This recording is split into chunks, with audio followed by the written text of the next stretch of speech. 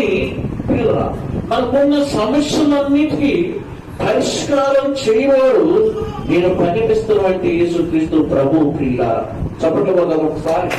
నేను ప్రకటిస్తున్నటువంటి యేసుక్రీస్తు ప్రభువే నీ సమస్యలకు పరిష్కారము. ఈరోజు నీకు సమస్యలు ఉన్నాయని, నీ కష్టాలు ఉన్నాయని, బాధలు ఉన్నాయని, అప్పులు ఉన్నాయని, అవమానాలు ఉన్నాయని ఇంట్లోనే కూర్చొని ఏడుస్తే ఏం ప్రయోజనము? ఇంట్లోనే కూర్చొని బాధపడితే ఏం ప్రయోజనము?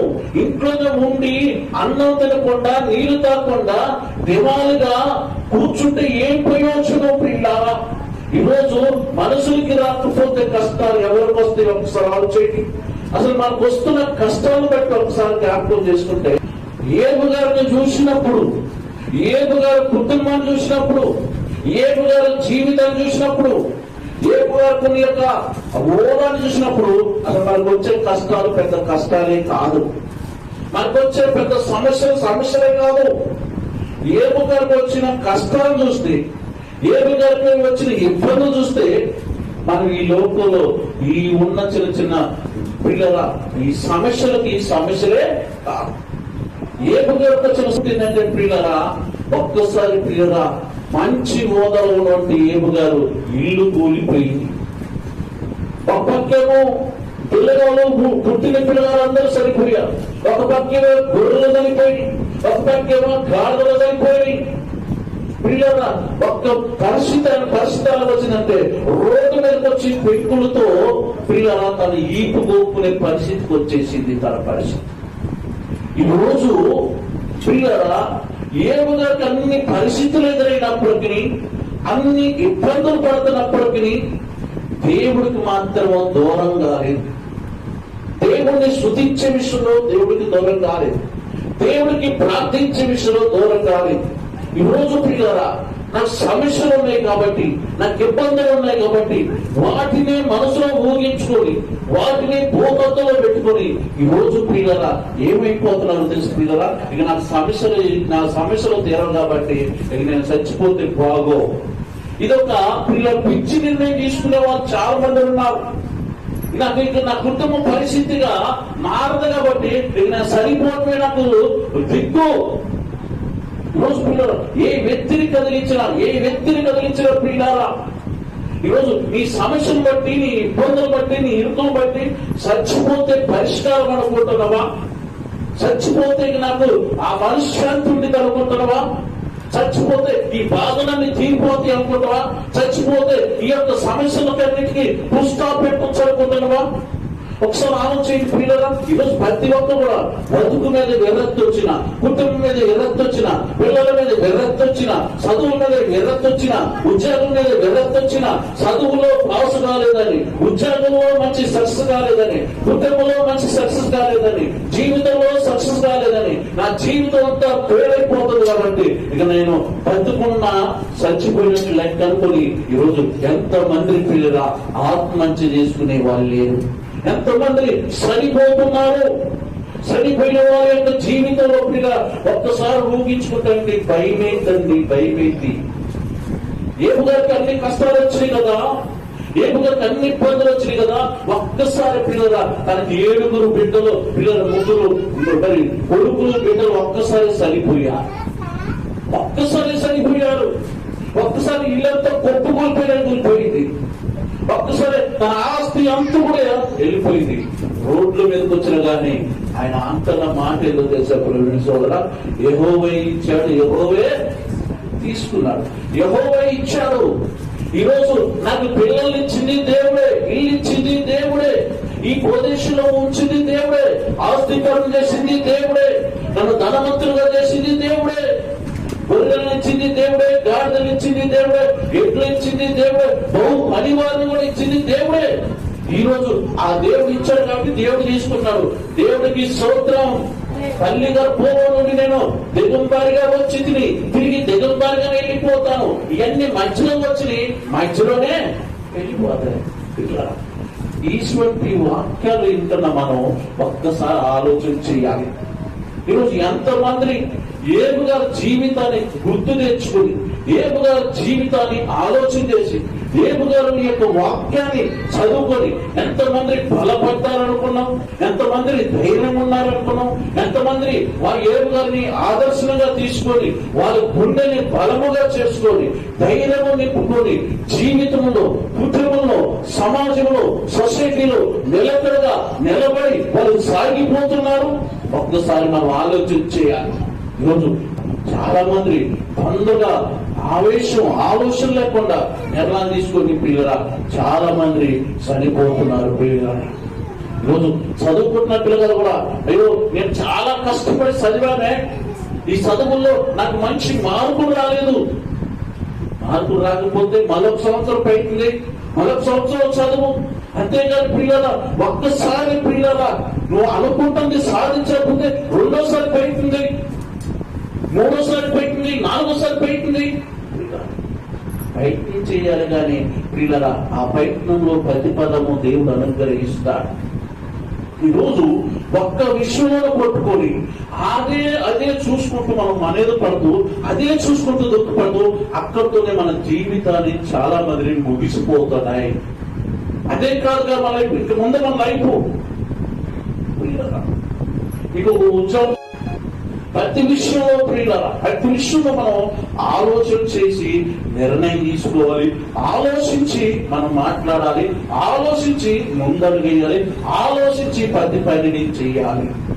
ఈరోజు చాలా మంది చేస్తున్న పని ఇదే. ఆత్మహత్యకి పరుగులెత్తుతున్న వ్యక్తులు.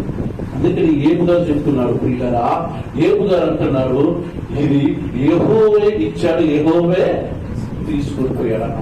మరి ఈ రోజు మనం తల్లి గర్భంలో నుంచి వచ్చినప్పుడు ఏమైనా తెచ్చినవా అండి? బంగారం తెచ్చినవా, నక్లీస్ తెచ్చినవా, తాడు తెచ్చినవా, చెవ రింగులు తెచ్చినవా? ఈ రోజు పిల్లలు రింగులు కదా అది కూడా 3 పిల్లలు కొట్టుకుని బయలు దూసి చచ్చిపోయిన వాళ్ళు ఉన్నారు. తాడు కాలేదని పిల్లలు తెల్లారులో గొడవ చేసి భర్త మీద అలిగిపోయి బయలు దూసిన భార్యలు కూడా ఉన్నారు. నువ్వు ఎంతమంది లేరు? అరే నువ్వు తల్లి గర్భం నుంచి వచ్చినప్పుడు ఏం తీసుకుని వచ్చా? జానడు క్లాత్ అయినా తీసుకొని వచ్చి ఏం తీసుకుని రాలేదు కదా. చేతికి ఏమైనా ఉంగరాలు తీసుకొని వచ్చినవా? ముక్కు పురుతో ఏమైనా తీసుకొని వచ్చినవా? ఏం తీసుకుని వచ్చి ఏమి తీసుకొని రాలేదు. మరి ఎందుకు ఈ లోకంలో అంత ఆశ, అంత ఆలోచన, అంత పట్టుదల, అంతెర్రి, అంత పరుగులెత్తిపోతున్నావు? వాక్యం చెప్తుంది ఈ రోజు పిల్లలు నీకు మనం వచ్చేటప్పుడు ఎలా వచ్చినామో తిరిగి వెళ్ళేటప్పుడు కూడా అలాగే వెళుతుంది. మన ఒంటి మీద ఉన్న మంచి షర్టు కూడా మనతో పాటు రాదు. గుర్తుపెట్టుకోవాలి. నీ కష్టాన్ని బట్టి మనసుని విమర్శించొద్దు, నీ కష్టాన్ని బట్టి ఎదుటి వారిని గాయపరచొద్దు. ఏబు గారిని గుర్తుపెట్టుకో, ఏబు గారికి ఉన్న గాయాలను గుర్తుపెట్టుకో, ఏబు గారికి ఉన్న అవమానాలను గుర్తుపెట్టుకో, ఏబు గారి జీవితాన్ని గుర్తుపెట్టుకో. బైబిల్లో మంచి భక్తుడు ఎవరైనా విశ్వాసాన్ని కాపాడుకొని అన్ని కష్టాలకి తట్టుకొని నిలబడ్డ వ్యక్తి ఎవరైనా ఉన్నారంటే ఒక ఏబు గారే. చివరికి చేసుకున్న భార్య కూడా అన్నది మీ దేవుని దూషించి సావరాలు అన్నది భార్య. ఆయనకున్న భక్తిని విడిచిపెట్టి ఈరోజు దేన్ని ఎక్కువగా మనం ప్రేమిస్తున్నాం, దేన్ని ఎక్కువగా మనం కావాలనుకున్నాం, నువ్వు దేన్ని ఇష్టపడుతున్నావు అది నీకు దూరం అయిపోతుంది. బైబిల్ చెప్తుందా మాట. అందుకని పిల్లరా మనకున్న దాంట్లోనే సంతోషపడాలి, మనకున్న దాంట్లోనే ఆనందపడాలి, ఉన్న దాంట్లోనే మనం దేవుని స్తుతించాలి. ప్రభా ఈ రోజు నాకు మంచి భోజనం పెట్టినందుకు ఈ వందనాలు, వేసుకోవడానికి బట్టలు ఇచ్చిన వందనాలు, ఉండడానికి ఇచ్చిన వందనాలు. అంతవరకే ఉండాలి. ఈరోజు మన జీవితం ఎటువంటిదప్పుడు నీటి కొట్టుకులాంటిది. మన జీవితం ఎటువంటిది కన్ను రెప్పు పోటునే మరణించుతున్నారు మన కళ్ళ ముందు. ప్రతి దానికి సరిగి గురిగి బీపీలు తెచ్చుకుని షుగర్లు తెచ్చుకొని చివరికి ఏమి సాధిస్తావు? ఒక్కసారి ఆలోచించేది ప్రియులారా. ఏబు గారు అంటాడు ప్రియులారా, ఏబు గారి జీవితాన్ని ఒక్కసారి ఆలోచిస్తే ఈరోజు మన కష్టాలే మన ఇబ్బందులే కావు. ఏబు గారికి ఒక్కసారి ప్రియులారా బిడ్డలు చనిపోయారు, కొడుకులు చచ్చిపోయారు. 5,000 గాడిదలు చచ్చిపోయాయండి, 5,000 ఒంటెలు చచ్చిపోయి. కానీ ఏబు గారి గుండె ధైర్యం ఏంటో పిల్లరా ఆయన ధైర్యానికే చెప్పాలి. పిల్ల ఈరోజు మనం ఏది ఏమైనా ప్రభా నీ దయ వల్ల నేను బతుకుతున్నానయ్యా, నీ కృప వల్ల నేను బతుకుతున్నానని మనం ఏ రోజైనా సంతోషంగా ఉన్నమా ఒకసారి ఆలోచన చేయండి. ప్రతిసారి మనం జరుగుతున్న విషయాన్ని మన కుటుంబంలో పరిస్థితి చూసుకొని మనం భయపడతాం, ఆందోళన చెందుతాం. పిల్లలు మనీది పట్టు వాళ్ళు ఏం ప్రయోజనం ఒకసారి ఆలోచించండి. ఇప్పుడు చాలా ఎంతమంది మనీది పడేవాళ్ళు, నేను అనుకుంటుంది సాధించలేకపోతున్నాను, నేను సరిగ్గా ఉండలేకపోతున్నాను, మనీది పడేవాళ్ళు, మనుష్యంత లేకుండా ఉండేవారు ఎంతమంది లేరు. పిల్ల బైబిల్ అందుకని చెబుతుంది పిల్లలు, ఈ రోజు నీవు ప్రియారా ఒక మాట బైబిల్ ఉంది ప్రియులారా, చూద్దాం ప్రియులారా. యెహోషువ గ్రంథం 1:9 చూడండి ప్రియులారా, అక్కడ తెలియపరచబడుతుంది ప్రియులారా. నేను నీకు ఆజ్ఞాపించి ఉన్నాను కదా, నిబ్బరము కలిగి ధైర్యముగా ఉండుము. ఏమన్నారు? నిబ్బరం కలిగి ధైర్యంగా ఉండాలి. దిగులు పడ మాకు, చెడియకు. ఏమంటున్నాడు? రెండోది ఏమన్నాడు? ధైర్యంగా ఉండాలి. ఏ విషయమైనా నువ్వు ధైర్యంగా ఉండాలి. పిరికితనంగా ఉండకాదు. పిరికివాడు పరలోక రాజ్యానికి చేరడం. ఆలోచించేది బైబిల్ ఏం చెప్తుందో. రెండోదన్నా దిగులు పడకు, చెడియకు అంటున్నాడు. మనల్ని ప్రేమించి మనల్ని కాపాడుతున్న దేవుడి మనకి ధైర్యం చెప్పే మాట చెప్తున్నాడు.